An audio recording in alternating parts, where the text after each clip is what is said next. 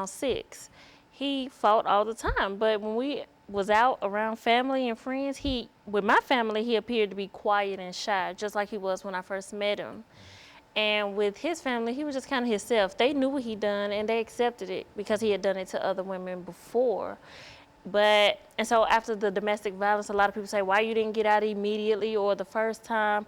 Well, I was still chasing the person that I met, the man of my dreams. I thought like I said, he was a victim of circumstance. So somebody done something to him, and he just need to see somebody's gonna stand by his side. All the while, my life was slowly leaving this earth. And my job as a mother, my purpose here on life was dissipating, you know? So in middle of chasing the old man that I met, I had to realize that was a mask. That was never him. This monster that I'm dealing with now is the real him, and I have to get out for the sake of me and my children. Because during the attack, he had mentioned, I'll get your Social Security and raise the kids myself. I knew then he wasn't playing because he was in details. So, like I said, now, once you find yourself in that situation, sometimes we get tricked, we get fooled. You have to get up out of there. You don't have time to plan. You have to just do it. And I know that's a Nike slogan, but that's real life. Like, this is an emergency. There are several outlets out there. I have a nonprofit, Superwomen Inc. We support. You call my phone directly, and if I have to get up and come to you, I will. Of course, we have police escorts. I work closely with the police department and the DA's office and Mr. Glenn Funk. We come to hospitals, we go to courts. There's also 2 other domestic violence nonprofits that reach out as well, because one person can't be everywhere at one time. We have Centoria Franklin with Past the Beauty and Candy Hawkins with Victims to Victory. And we all work together. We're not in competition because we're all here for one cause, and that's to help people survive, men and women, because men are victims as well. A lot of times, some women get comfortable with the system and they know they lean on our side. So with that being said, they end up going out here and taking advantage of these men. They know these men don't want to go to jail, and they just beating the crap out of them. And with free will, and they're controlling too. So this goes both ways.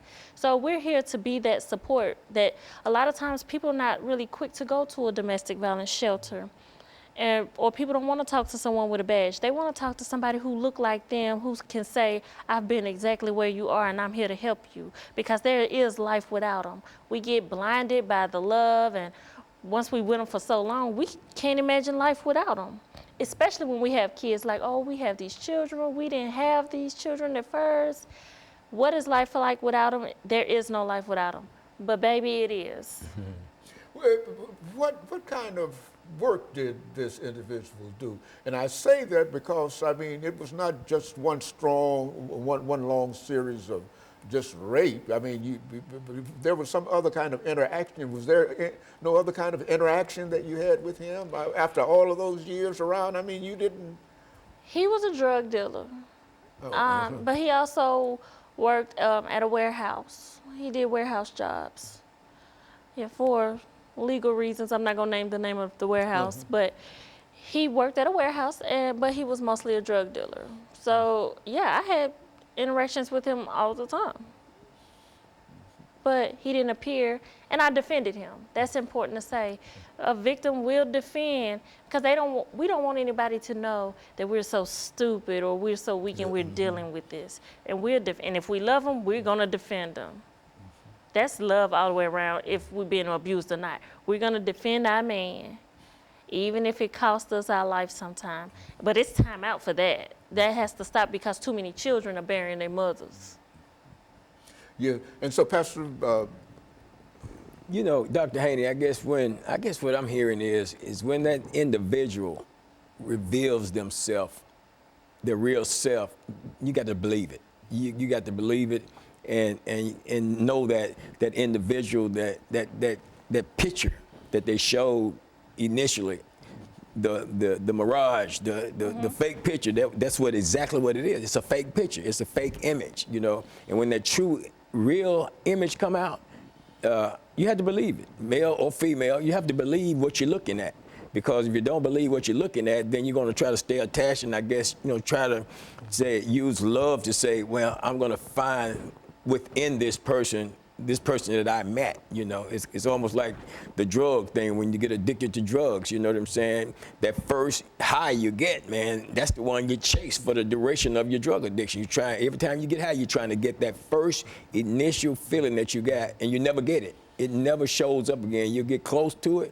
but it never shows up. So once a person reveals himself, who they are, you got to believe it. And then you have to begin to make the steps necessary to get out of it, because if not, you could end up a victim in terms of being murdered. And by the grace of God, we're sitting here speaking and talking with Sparkle Johnson, hearing her share her story, because and she endured some horrible stuff over a 3-day period of time that could have easily, just one of those times you stomped her head, man, could have easily taken her life. And right now, I'm raising my two of my grandkids because of my daughter was murdered in a domestic violence situation. And I also got a goddaughter that survived the domestic violence situation by actually shooting and killing her abuser. So, you have to really know, like you said initially, you got to know who you're dealing with. And when you find out, when you get that information, you can't stay attached to it, because if you do, the rest of your life is going to be devastated. You're going to be wiped out. Well, Mr. Johnson, what was the final thing that was a break, looking back over your career in reference to this, what was the final thing that made you leave? Realizing that he wasn't. That this was it, that you could not see him tomorrow or ever again. What was that? What happened that day? It was those 3 days when I realized, you know what, he's not just trying to hurt me, he's trying to take me out. He has what appeared to be a spill-proof plan. I was like, he's not playing with me, so God, if you help me get out of this, I'm not gonna play with him. I'm gonna testify, and I'm gonna go to court, because I had him arrested before. I had him arrested, I think 6 times before, but I would never go to court, because I'm like, oh, now I feel bad. He don't need that. But no, he didn't care nothing about my life. And my children, how was I gonna explain that to them? How can I tell them that this is not how you being treated, but they seeing it every day? I had to be an example. I had to save my life so I can be a mother, so I can save their life.